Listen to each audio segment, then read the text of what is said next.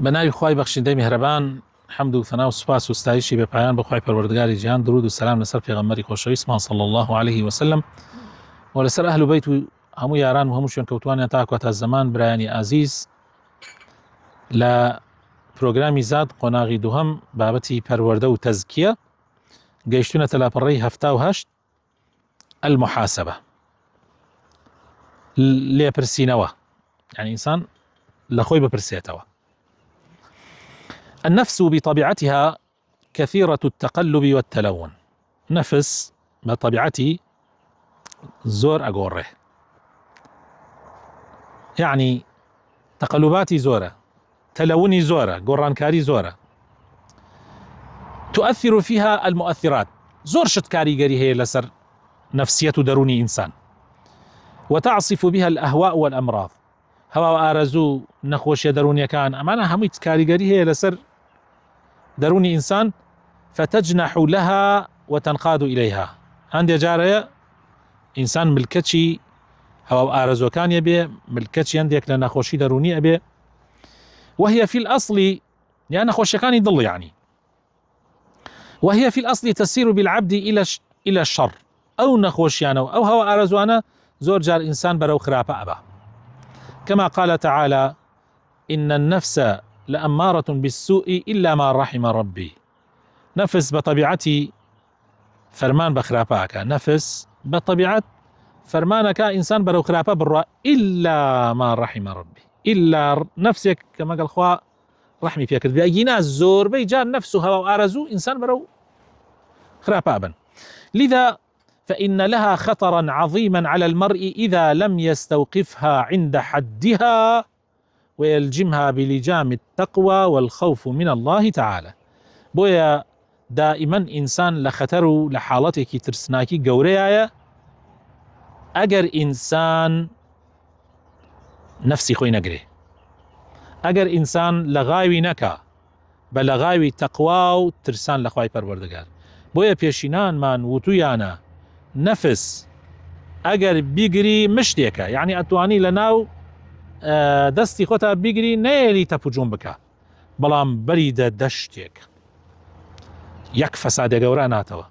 وابنا ماندا. المحاسبة في اللغة للغة لزمان عربية، محاسبة يعني شي؟ يعني العد، حساب كردن، جماردن. وحسب الشيء يحسبه حسبانا وحسابا، عده يعني حالة الصرف يكيتي، يعني كابرا حسابي كرد، حساب يكا، حساب كردن،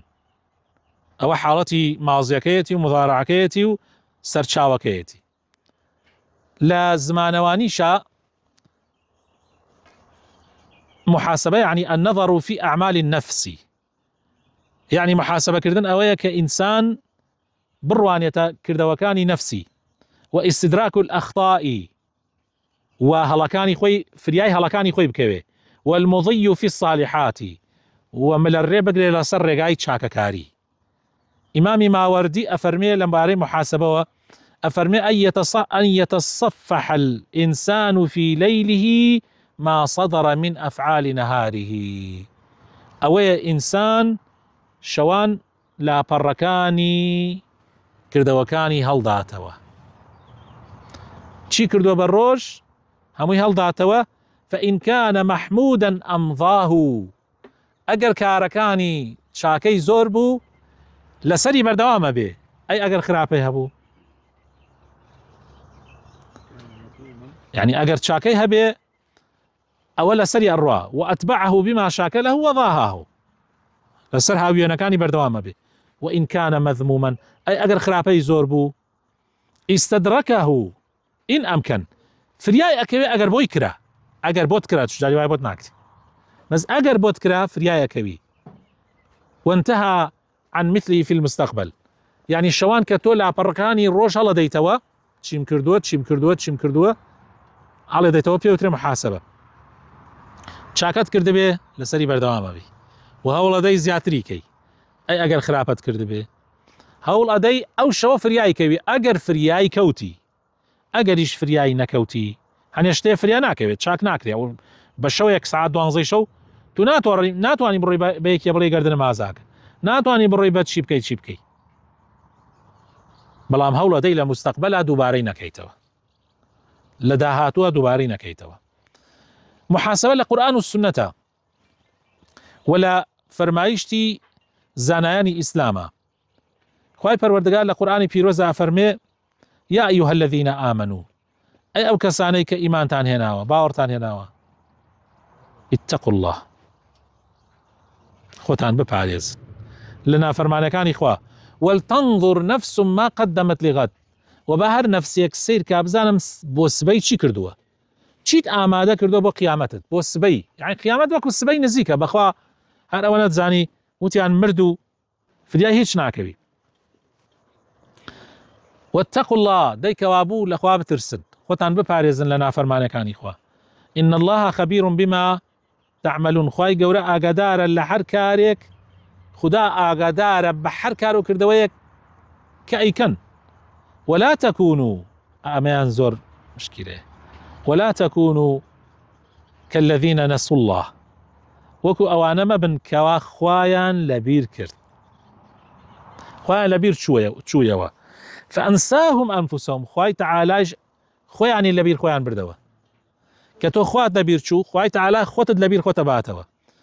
أولئك هم الفاسقون، بەڕاستی ئەوانە فاسق و یاخیبوون و لە فەرمانی خوا دەرچوون. سعدی ڕەحمەتی خوای لێبێ زانایەکی گەورەیە ئەفەرمێ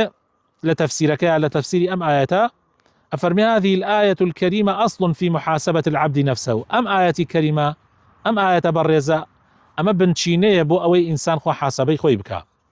ئەو وأنه ينبغي له أن يتفقدها، وبيويسە دائما پێداچوونەوە بە کارەکان تا بکەی، سەیرێکی بکەی، تەماشای بکەی. فإن رأى زللا تداركه بالإقلاع عنه، ئەگەر خراپەیەکت بینی زوو فریای کەوی، چاکی کەی، وتوبە بکەی، تەوبەی نەسوح، والإعراض عن الأسباب الموصلة إليه، براینە تەوبە و لادان لە خراپە بەوە ئەبێکەوە بگەڕی چی هۆکارێک وای کردووە تو ئەوە بکەی، ئەو هۆکارانە تەرک دەی، هاوڕێی خراپە تەرکی دەی. تەنیاییە، هەنێ کەسێ تەنیایی ئەیفەوتێنێ، هەنێ کەسێ تەنیا بوویەوە ئەفەوتێ، معنای وایە تەنیا مەبەرەوە. مۆبایلە، هەنێ کەسێ بە مۆبایل ئەفەوتێ، مۆبایل فڕەدە، یعنی بەکاری بێنە لە شوێنێکا کە شوێنی خۆی بێ، لەوە زیاتر نا. على العموم ئەو ئەسبابانە، ئەو هۆکارانەی کە ئەبێتە مایەتیات چوونت خراپەکردنت مەیکە، وازی لێبێرە. وإن رأى نفسه مقصرا، ئەی ئەگەر نفسی خۆتت بینی مقصری لە ئەمرێک لە ئەمرەکانی خوا، لە نوێژا مەسەلەن خاو خلیجیت هەیە، لە چاکەکاریەکە خاو خلیجیت هەیە، بەذەلە جوهدەهو، هەوڵ ئەدەی ئەمجا خۆت بگۆڕی، هەوڵ ئەدەی حەچی لە تواناتایە کۆشش بکەی بۆ ئەوەی ئەمرەکانی خوا جێبەجێ بکەی. واستعان بربه في تكميله وتتميمه وإتقانه، وپەنا ئەگریتە خوای گەورە، داوا لە خوای پەروەردگارەکەی کە بۆ ئەوەی خۆت تەواو بکەی، بۆ ئەوەی کارەکانت بە جوانیت ئەنجام بدەیت، بۆ ئەوەی ئیتقان لە کارەکانیشتا بکەی، یعنی جوان کاری بکەی لە کارەکانتە. خوای پەروەردگار هەروەها لەبارەی طبعا ئەم ئاەتەک ئەو ئاەتانە باسەکە کە باس محاسبەکە، هەروەها خوای تەعالا فەرمێ لا أقسم بالنفس اللوامة ولا أقسم بالنفس اللوامة، سورة قيامة. حسن بصري لتفسير أم آيات أفرمي لا يلقى المؤمن إلا يعاتب نفسه ماذا أردت بكلمتي، وماذا أردت بأكلتي، وماذا أردت بشربتي، والفاجر يمضي قدما لا يعاتب نفسه. خواهي پروردگار أفرمي سوين أخوان بو نفسي لومي خويكا. حسن بصري أفرمي لوما كردن چيه يعني؟ أفرمي أويك دائما إيمان دار دائما لومي خويكا، باشا من أم نانم بو خوارد، باشا من أم قسم بو كرد، باشا من أم آوام بو خواردوا، يعني ما بس يقل حرام بيا حلال بيا، محاسبي خوتكي يا قسيك لدم درجي كشت ما نقصر لدم ما درجي كس نية قسر لدم درجي خواواده بس قرنقوية كتو فرياي كويت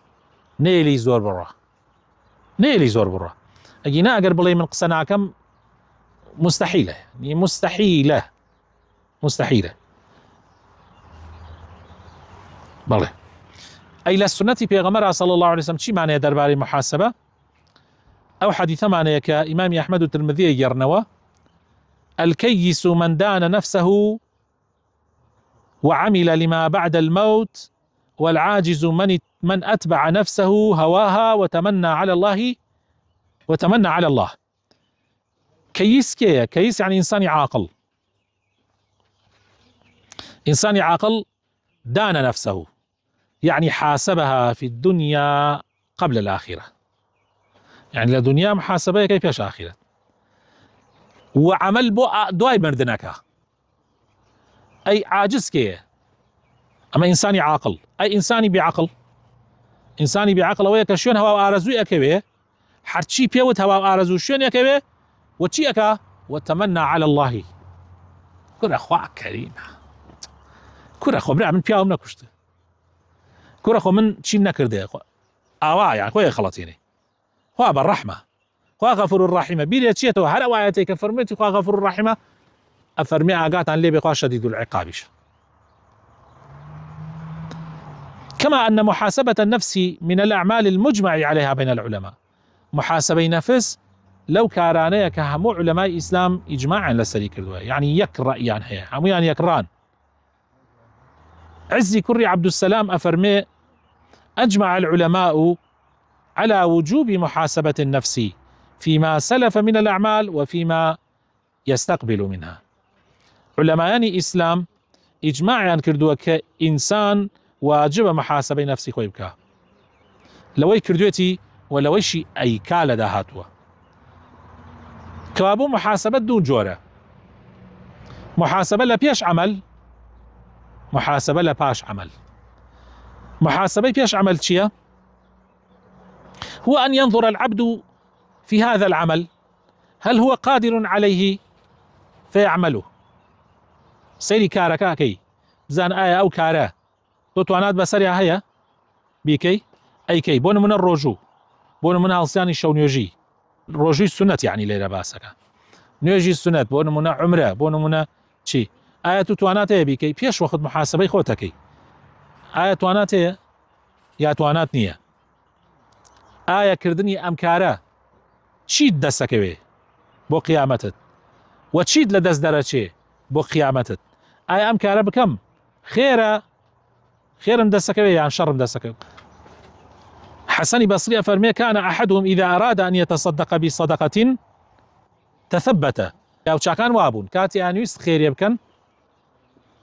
پیاچوونەوەیان نەکرد بزانم ئایا ئەمە بۆ خوایە، ئەگەر بۆ خوا بێ ئەیان کرد، ئەگەر بۆ خوا نابوو نەیان نەکرد، نیەتی خۆیان ئەگۆڕی تا ئیلا بۆ خوا بێ و جایان کرد.